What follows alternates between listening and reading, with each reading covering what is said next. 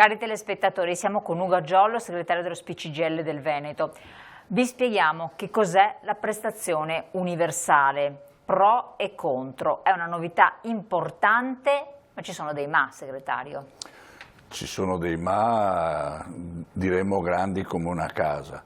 Questa prestazione universale tradisce di per sé già il nome, è tutto tranne che universale. È una prestazione che andrà ad inglobare l'indennità di accompagnamento per chi già ce l'ha e in più riconoscerà al massimo 850 euro mensili per fare fronte, diciamo, alle spese che una persona con gravissima disabilità ha di fatto con la badante o con chi fornisce questo tipo di servizio, cooperativa, ente, spese certificate quindi. Spese assolutamente certificate.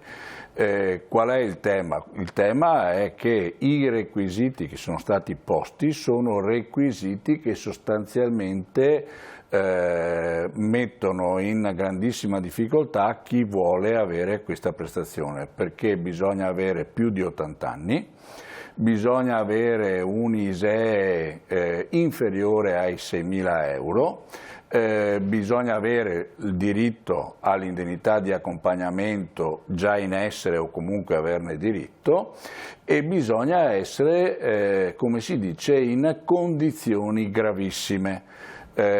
Condizioni gravissime che vuol dire, dispiace dirlo, condizioni in cui davvero non sei in grado di assolvere alla quotidianità o con l'assistenza H24 di qualcuno. Serve avere l'assistenza H24 7 giorni alla settimana.